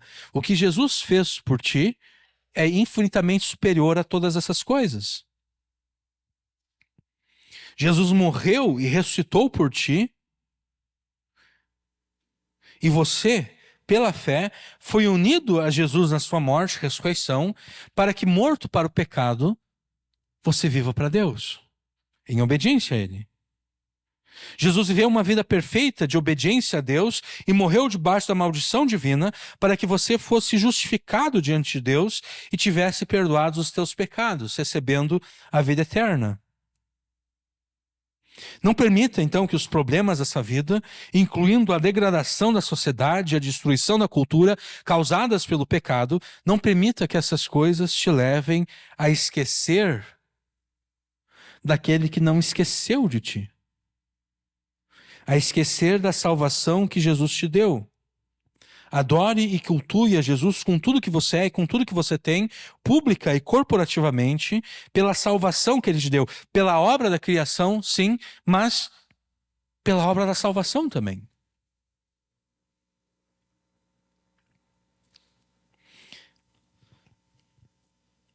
Não é apenas pela obra de Jesus na criação que você deve louvá-lo. Nos próximos versos, nós veremos que você também deve louvar a Jesus pelo domínio redentor que Ele exerce sobre a criação. Vamos ler o versículo 5. O versículo 5, obviamente, está ligado com o versículo 4, né? No versículo 4, Davi menciona o homem, que é o homem imortal para que te lembres dele, o filho do homem para que visites, pois pouco menor o fizeste, esse o aqui se refere ao homem, né? Pouco menor o fizeste do que os anjos, e de glória e de honra o coroaste. Davi afirma que mesmo tendo sido feito menor do que os anjos, o homem foi coroado por Deus com glória e honra. O que é essa glória e honra com as quais Deus coroou o homem, com as quais Deus coroou a humanidade? Essa glória e honra, dentre outras coisas, apontam para a autoridade que Deus concedeu à humanidade. Quando Deus cria Adão, Deus concede a Adão autoridade, Deus concede a Adão domínio. E essa autoridade, esse domínio, são para ser exercidos em submissão a Deus. Eles devem ser exercidos sobre a criação, sobre todas as coisas, em submissão a Deus. É isso que Deus ordena a Adão, né? Deus ordena que Adão domine sobre todas as coisas. Deus ordena que Adão domine sobre todos os animais que existem, sobre toda a criação. Deus nos fez menores do que os anjos, mas não foi aos anjos que Deus entregou o domínio sobre o mundo. Foi à humanidade. Mesmo sendo frágil e pequeno diante de toda a criação, o homem recebeu de Deus o mandato do domínio. O mandato para, estando submisso a Deus, dominar sobre a criação. Ocorre que quando se rebelou contra Deus, quando pecou contra Deus, a humanidade, representada por Adão, passou a dominar a criação, mas não em submissão a Deus. A humanidade passou a dominar a criação em rebeldia contra Deus. E é por isso, então, que toda a tecnologia que nós desenvolvemos, a primeira aplicação que nós buscamos sempre é uma aplicação militar.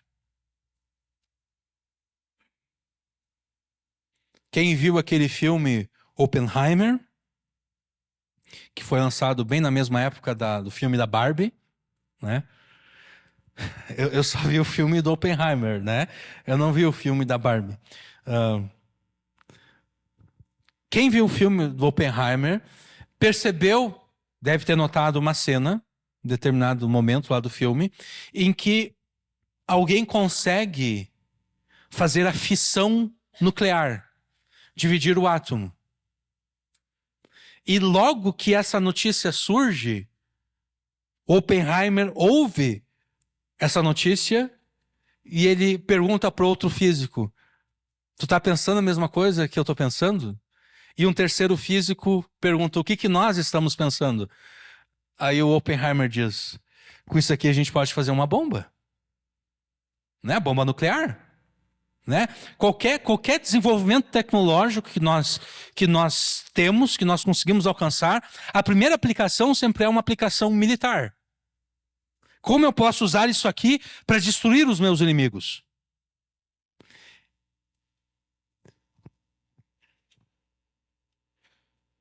Esse desejo que nós temos de desenvolver a criação para destruir os inimigos é o resultado desse domínio que nós exercemos sobre a criação em rebeldia contra Deus. Nós continuamos dominando a criação, mas não em submissão a Deus, não em obediência a Deus. Nós dominamos a criação em rebeldia contra Deus. E é por isso que a qualquer novo avanço tecnológico, nós pensamos: como eu posso usar isso aqui para destruir os meus inimigos?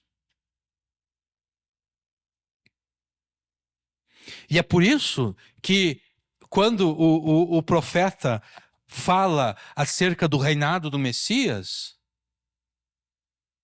o profeta diz que quando o Messias reinar, os povos vão se desfazer das suas armas e vão aproveitar o metal daquelas armas para fazer enxadas. Porque a criação restaurada é uma criação em que o avanço tecnológico ele não funciona para matar o inimigo. Ele funciona, sim, para o bem da humanidade. Para o progresso da humanidade. Então, nós progredimos, sim, nós estamos levando a criação até a... Nós estamos dando consequência à criação de Deus, nós estamos desenvolvendo ela, mas não em submissão a Deus. Sim, em rebeldia contra Deus. É por isso que nós temos avanços tecnológicos que abençoam as nossas vidas, mas esses mesmos avanços tecnológicos são usados para destruir pessoas, para matar pessoas. A humanidade ainda tem a prerrogativa de dominar sobre a criação, mas nós perdemos a capacidade de exercer esse domínio com efetividade, exatamente porque nós nos rebelamos contra o Criador. Isso significa que nós perdemos a capacidade de conduzir a criação ao destino para o qual Deus a preparou. Nós estamos avançando, nós estamos desenvolvendo a criação, mas não em direção ao destino pretendido por Deus, e sim a um destino de destruição total e completa.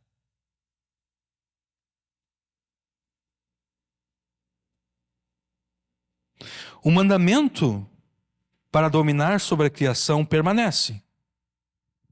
O mandamento não foi desfeito. O pecado não desfez o mandamento.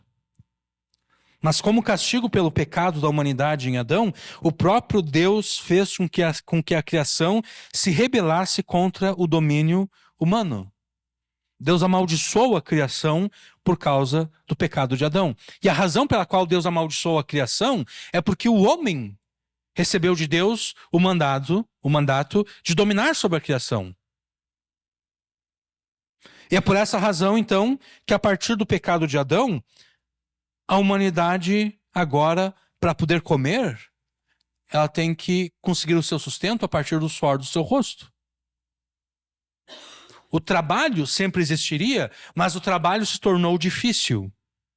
O trabalho se tornou enfadonho. Um trabalho que traz cansaço, que acaba com a pessoa. Não apenas fisicamente, mas mentalmente, psicologicamente, emocionalmente. É por isso que a mulher sofre para dar luz a filhos. É por isso que, apesar de todos os avanços da ciência e da medicina, nós sempre padeceremos de doenças e eventualmente nós morreremos.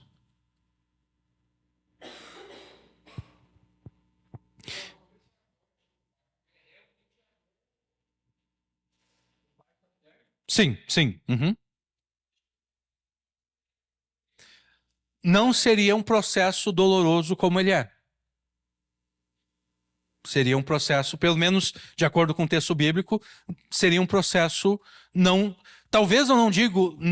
Talvez eu não vou dizer que seria um processo completamente indolor, mas certamente não seria sofrido da forma como ele é. Talvez houvesse alguma dor, mas não seria uma dor em que a mulher está lá se esgoelando e todo mundo no hospital está ouvindo que ela está dando à luz ao filho, né? Não seria essa coisa desesperadora.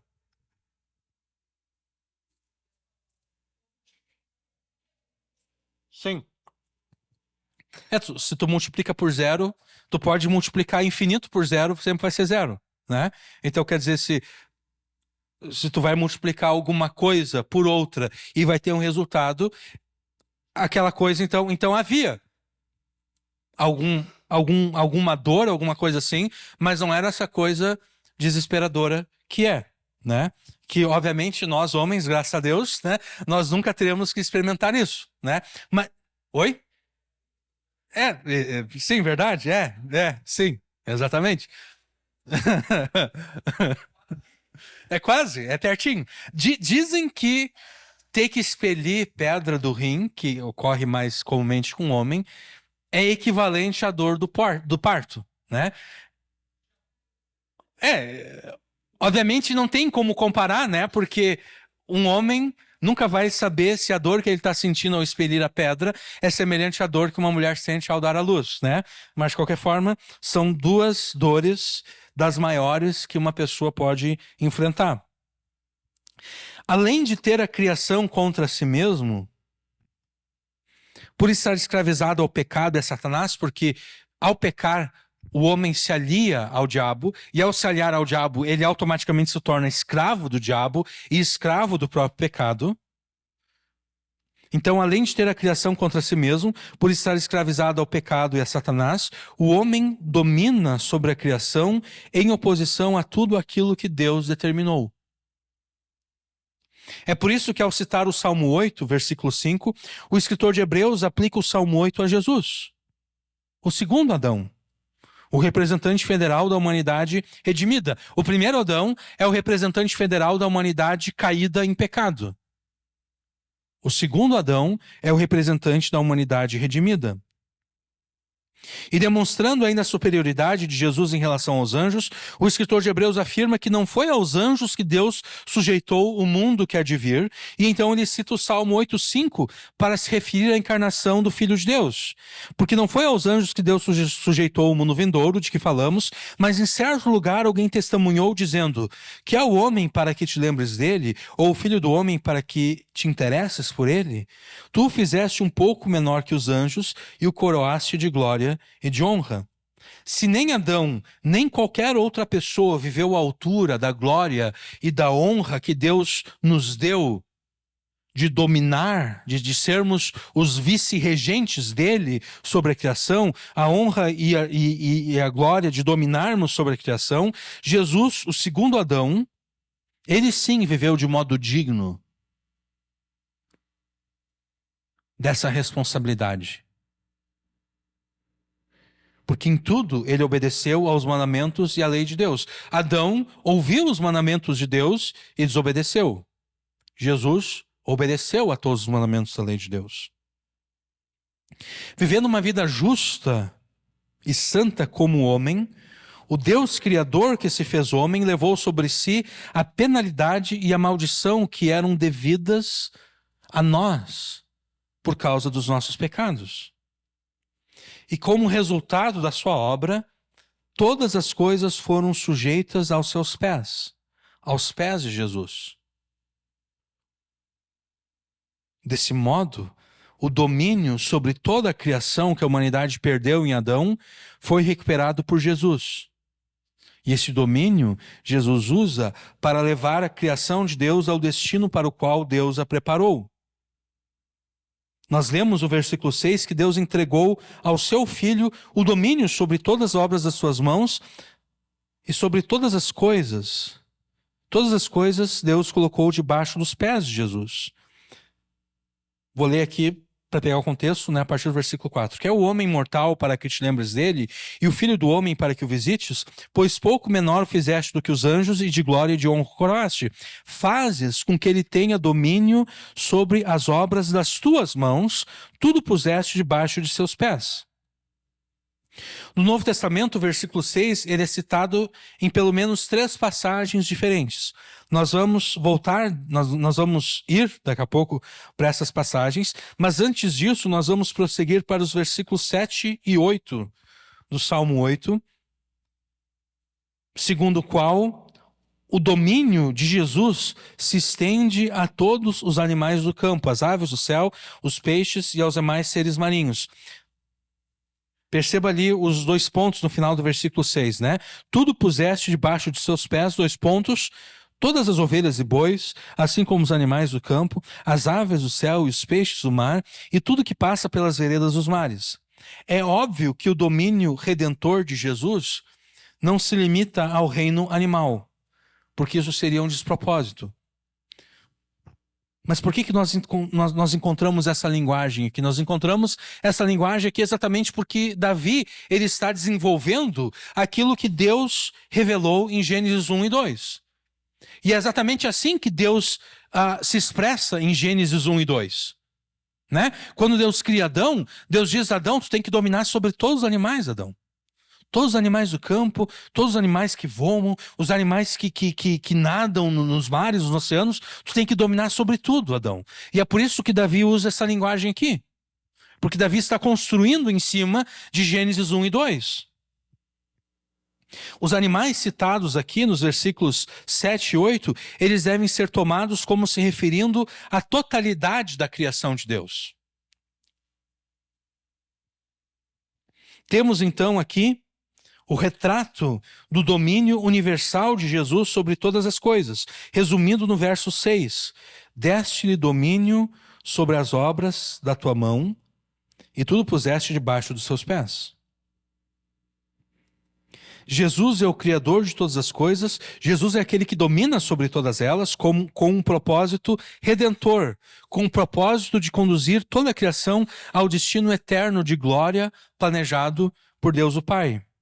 Você, portanto, deve louvar a Jesus pelo domínio redentor que ele exerce sobre essa criação. Ó Senhor, Senhor nosso, como é magnífico o teu nome em toda a terra.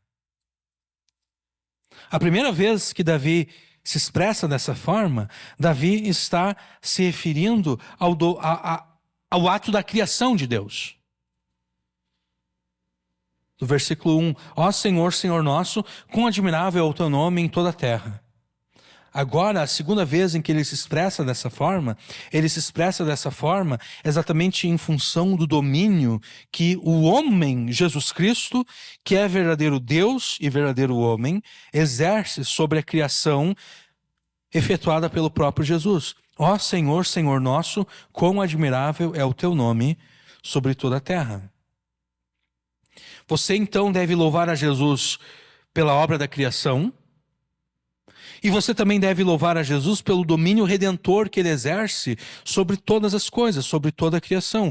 E uma coisa que você precisa entender é que este louvor que você deve a Jesus não se limita à entoação de cânticos que falam palavras boas acerca dele. Este louvor que você deve a Jesus vai muito além disso. Não é menos do que isso, esse louvor não é menos do que a entoação de cânticos que falam palavras boas acerca de Jesus, mas não sendo menos do que isso, esse louvor vai além disso. Você louvará adequada e apropriadamente a Jesus pelo domínio redentor que ele exerce sobre a criação, se juntando a Jesus nesse domínio redentor que ele exerce sobre todas as coisas. É a vontade de Jesus, e na verdade é a determinação de Jesus, que você participe ativamente do seu domínio neste mundo.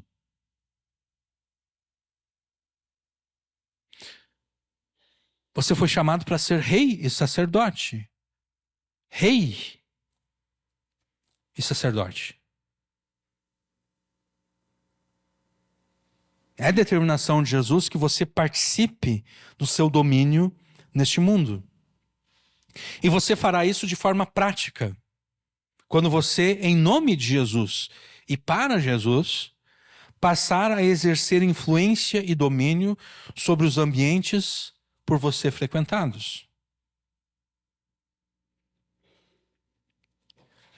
Conforme nós afirmamos antes, o versículo 6 do Salmo 8 é citado pelo menos em 3 passagens diferentes. É citado em Efésios 1, 22, em 1 Coríntios 15, 27, em Hebreus 2, 8. Eu vou ler para vocês aqui, tá? Eu não vou ler todo o contexto por causa do tempo, tá bom? Efésios 1, eu vou ler a partir do versículo 20. Ele, Deus o Pai, exerceu esse poder em Cristo, ressuscitando dentre os mortos e fazendo-o assentar à sua direita nas regiões celestiais, acima de todo principado, potestade, poder, domínio e de todo nome que se possa mencionar, não só no presente século, mas também no vindouro. E sujeitou todas as coisas debaixo dos pés de Cristo. Sujeitou todas as coisas debaixo dos pés de Cristo é uma menção, é uma citação do Salmo 8, versículo 6, né? Todas as coisas puseste debaixo de seus pés. Também Paulo, em 1 Coríntios 15, a partir do versículo 24.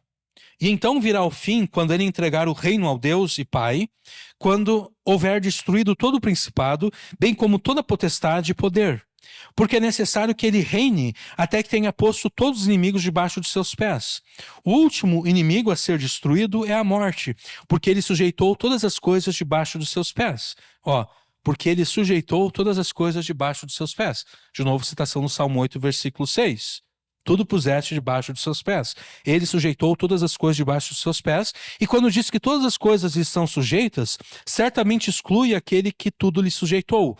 Quando, porém, todas as coisas estiverem sujeitas, então o próprio Filho também se sujeitará àquele que todas as coisas lhe sujeitou, para que Deus seja tudo em todos. Também o escritor de Hebreus, também Hebreus, capítulo 2, versículos 5 a 8. Pois não foi aos anjos que Deus sujeitou o mundo que há de vir, sobre o qual estamos falando. Pelo contrário, alguém em certo lugar deu testemunho dizendo que é o homem que dele te lembres, ou o filho do homem que o visites, fizeste por um pouco menor do que os anjos, e de glória e de honra o coroaste. Todas as coisas sujeitaste debaixo de seus pés. Novamente, aqui citando o Salmo 8, versículo 6, aplicando isso a Jesus, mas aí ele completa. Ora, ao lhe sujeitar todas as coisas, nada deixou fora do seu domínio. Neste momento, porém, ainda não vemos todas as coisas a ele sujeitas. Talvez você já tivesse percebido, talvez você só percebeu agora, mas existe uma tensão aqui. Tanto em 1 Coríntios 15, como em Hebreus 2. Existe uma tensão nas citações que Paulo e o escritor de Hebreus fazem do Salmo 8, versículo 6. O escritor de Hebreus afirma, todas as coisas sujeitaste debaixo dos seus pés, mas logo depois ele diz, neste momento, porém, ainda não vemos todas as coisas a ele sujeitas. Paulo, em 1 Coríntios 15, 27, afirma que o Pai sujeitou todas as coisas debaixo de seus pés, e então ele continua afirmando que, quando porém todas as coisas estiverem sujeitas, com a implicação de que nem todas elas estão sujeitas. A tensão ressaltada tanto por Paulo, em 1 Coríntios 15, quanto pelo escritor de Hebreus, é a mesma tensão existente entre os Salmos 8 e os Salmos 8 e 110. Salmo 8, versículo 6, nós lemos, deste-lhe domínio sobre as obras da tua mão, e sob seus pés tudo lhe puseste. No Salmo 110, nós lemos: Disse o Senhor ao meu Senhor, senta-te à minha direita até que eu ponha os teus inimigos por estrado dos teus pés.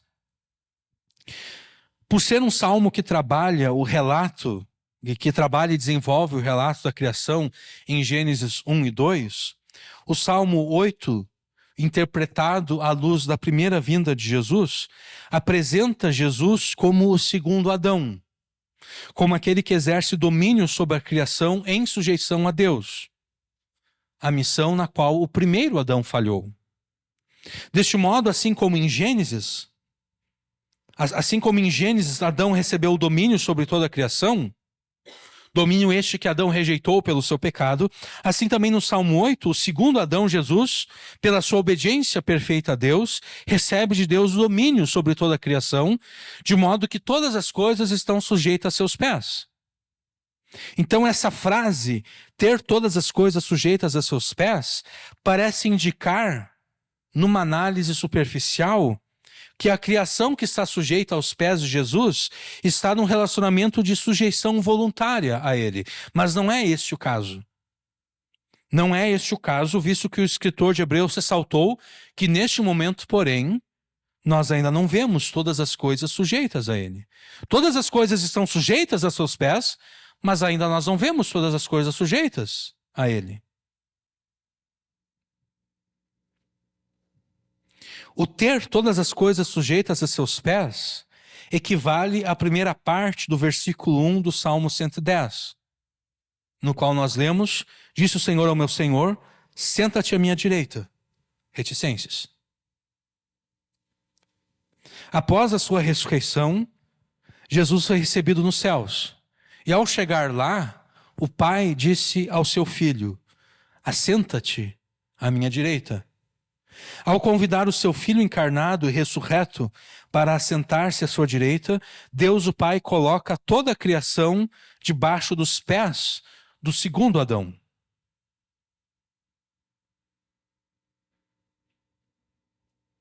Essa fraseologia, então, de ter todas as coisas sujeitas a seus pés, se refere ao poder e à autoridade que Jesus recebeu de Deus o Pai sobre os céus e sobre a terra, sobre toda a criação. E Jesus deve exercer esse poder e autoridade sobre os céus e terra, sobre toda a criação, para trazer a criação de volta à submissão a Ele próprio e a Deus o Pai. A autoridade que Jesus recebe sobre toda a criação, no Salmo 8, versículo 6, todas as coisas sendo sujeitas a seus pés, essa autoridade, esse domínio que ele recebe para trazer a criação de volta à submissão a Deus. Essa é a tensão. Ele recebeu domínio sobre todas as coisas, mas todas as coisas sobre as quais ele recebeu domínio, essas coisas não querem se submeter a ele.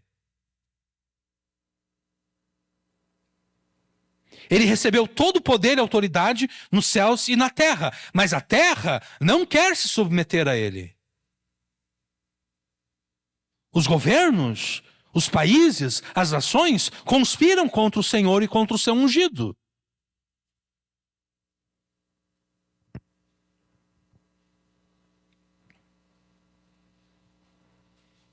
Jesus deve exercer este poder e essa autoridade sobre céus e terra, sobre toda a criação, para dominá-la, para dominar a criação, para trazê-la à submissão voluntária a si próprio e, por consequência, ao próprio Deus o Pai.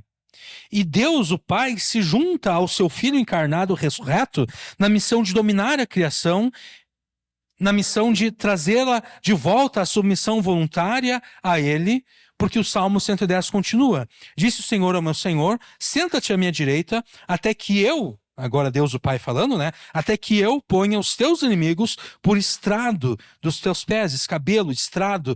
Escabelo, estrado é uma outra palavra para palco, para palanque. Assenta-te à minha direita, até que eu ponha os teus inimigos por palanque dos teus pés.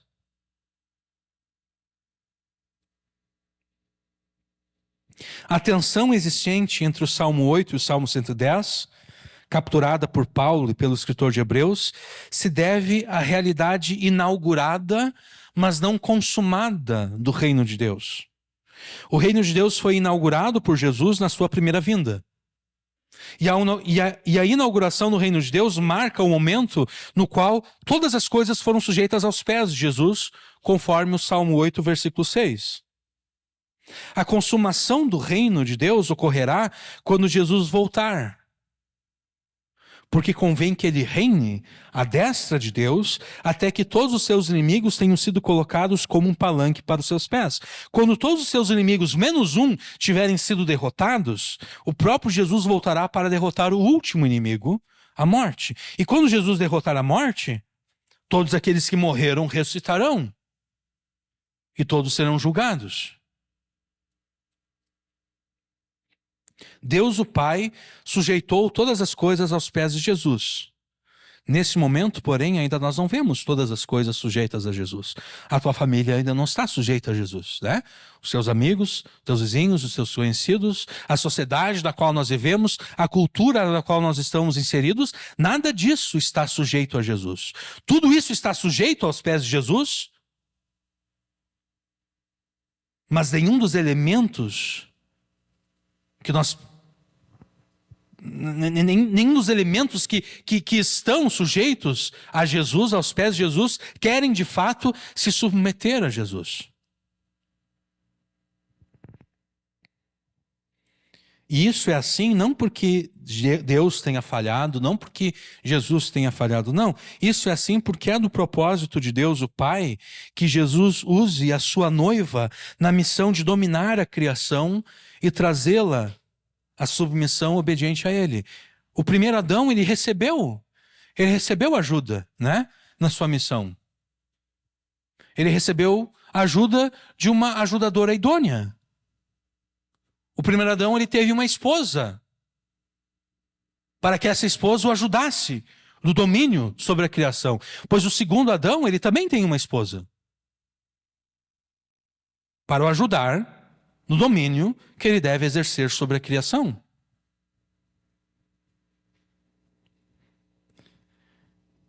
E Cristo entregou essa missão para a sua noiva, para a igreja, precisamente após afirmar que toda a criação estava sujeita aos seus pés, após afirmar ter recebido todo o poder e autoridade sobre céus e terra. A missão da igreja é discipular a todas as nações e ensiná-las a obedecer todas as coisas que Jesus ordena na sua palavra. Você louvará a Jesus de forma adequada e apropriada pelo domínio redentor que ele exerce sobre todas as coisas, se juntando a Jesus nesse domínio redentor que ele exerce sobre todas as coisas. E não se deixe paralisar e nem amedrontar pela grandiosidade da missão de discipular todas as nações e ensiná-las a obedecer tudo que Jesus ordena na sua palavra. Comece com aqueles ambientes que você frequenta. Porque é a vontade de Jesus que você participe ativamente do seu domínio neste mundo. Jesus quer e ordena que você exerça influência e domínio sobre os ambientes por você frequentados. Quais são os ambientes por você frequentados? Certamente a tua própria casa, essa tua família mais direta. A casa dos teus familiares e amigos, você frequenta esses ambientes. O local onde você trabalha, a escola, a faculdade na qual você estuda, dentre outros ambientes. Esses são os ambientes que você frequenta. São esses ambientes que você deve influenciar, são esses ambientes que você deve dominar. Em nome de Jesus e para Ele.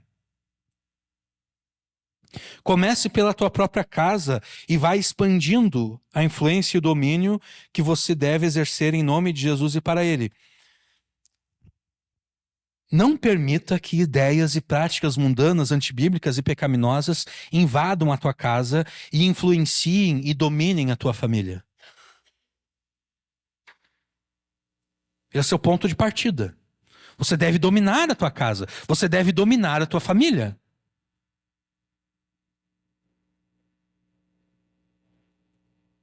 Não permita que ideias e práticas mundanas, antibíblicas e pecaminosas invadam a tua casa, influenciem e dominem a tua família. Não permita que ideias e práticas mundanas, antibíblicas e pecaminosas invadam a casa dos teus familiares, de modo que eles sejam influenciados e dominados por Satanás. Você deve dominar a tua casa, você deve influenciar e dominar a tua casa, você também deve influenciar e dominar a casa dos teus familiares.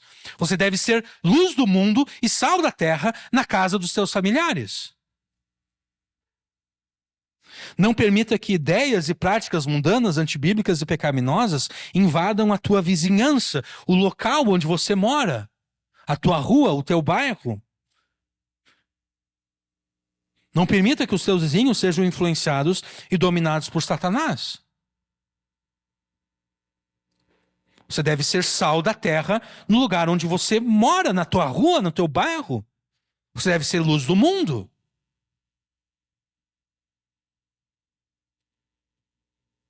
Não permita que ideias, práticas mundanas, antibíblicas e pecaminosas invadam a tua escola e faculdade, de modo que os teus colegas e professores sejam influenciados e dominados por Satanás. Tampouco permita que isso ocorra no teu ambiente de trabalho. É em nome de Jesus e é para Ele que você deve dominar e influenciar os ambientes que você frequenta e as pessoas que lá estão. E você fará isso de 3 formas. Ore a favor das pessoas que se encontram nos ambientes por você frequentados. Ore pelos teus familiares, aqueles que vivem contigo na tua casa. Ora por aqueles outros teus familiares que não fazem parte dessa tua família mais direta, mas são teus familiares. Ore a favor deles. Ore a favor dos teus amigos. Ore a favor dos teus conhecidos, dos teus vizinhos, colegas de trabalho, colegas de escola. Ore a favor deles. Mas não apenas ore. Porque se você apenas orar, você será um hipócrita, né? Você tem o conhecimento da verdade, você deve orar para que eles cheguem ao conhecimento da verdade, e então você deve anunciar para eles essa verdade. Você deve confrontar as pessoas que se encontram nos ambientes por você frequentados, você deve confrontar essas pessoas com os pecados delas. E você deve conclamar a elas a submissão a Jesus, mediante seu arrependimento e fé em Jesus. E essa é a segunda forma. A primeira forma é oração, depois pregação, né? Confrontar as pessoas com seus pecados, conclamar a elas a submissão a Jesus através do arrependimento dos pecados e fé nele. Terceiro, sendo um exemplo para essas pessoas de submissão a Jesus.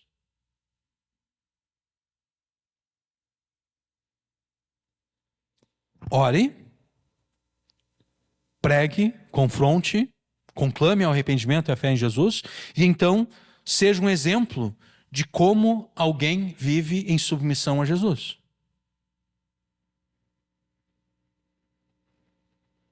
É assim que você se junta a Jesus no domínio redentor que ele exerce sobre a criação. Você não deve ser dominado pelos incrédulos que frequentam os ambientes que você também frequenta. É você que deve dominar esses ambientes, é você que deve influenciar essas pessoas, é você que deve dominar essas pessoas. Se você está sendo influenciado, se você não influencia e se você não domina, é porque você está sendo influenciado e dominado. E se você está sendo influenciado e dominado, você é aquele sal que já perdeu o sabor, né?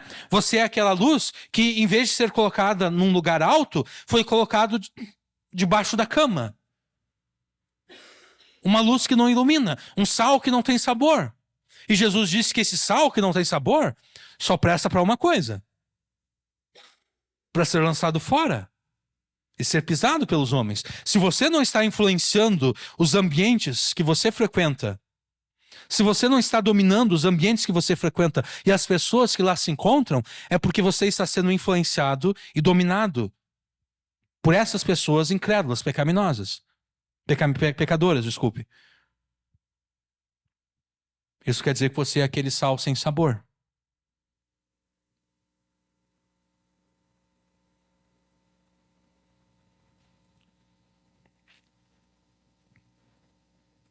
É assim e somente assim que você exaltará a Jesus pelo domínio redentor que ele exerce sobre a criação, se juntando a ele nesse domínio. Em vez de ser um mero termômetro que se limita a medir a temperatura espiritual da sociedade, da cultura, e então ficar escandalizado e dizer, é o fim dos tempos, Jesus está voltando. Ou então, volta logo, Jesus, porque o mundo está cada vez pior. Em vez de ser esse termômetro, você deve ser um termostato. Você deve regular a temperatura espiritual da cultura na qual você vive. Você deve regular a temperatura espiritual na sociedade na qual você está inserido. Você precisa sim de um termômetro para medir a temperatura, para saber o nível de destruição e degradação. Mas depois de ter medido, você precisa começar a atuar como termostato.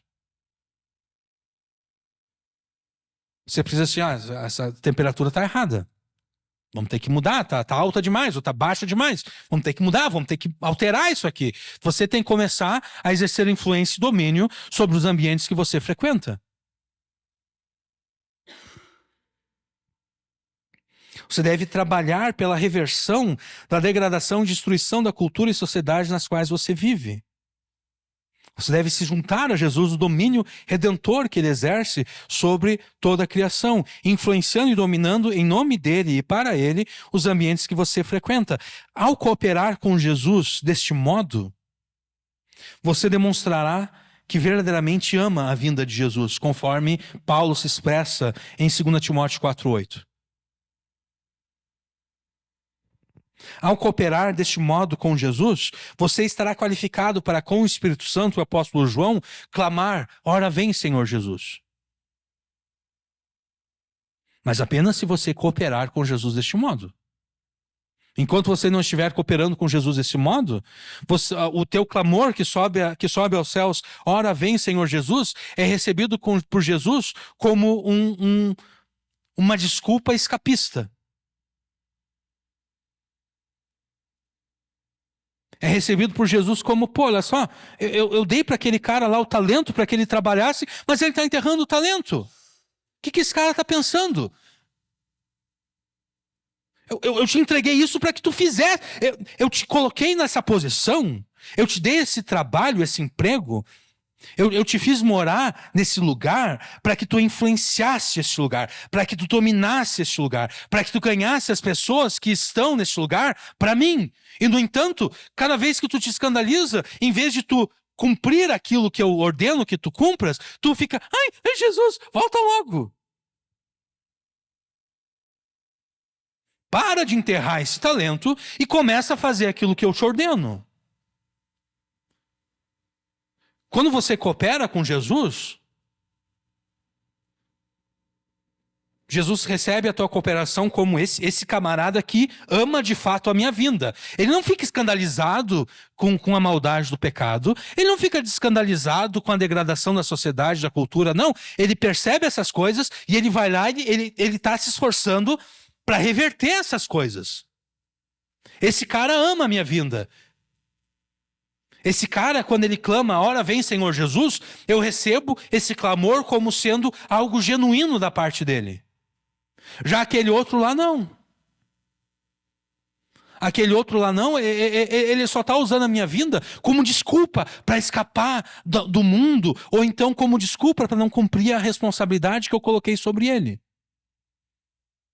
Quando eu voltar, ele não vai subir comigo. Não. Ele é aquele servo mau e preguiçoso, negligente. Ele vai ser lançado nas trevas.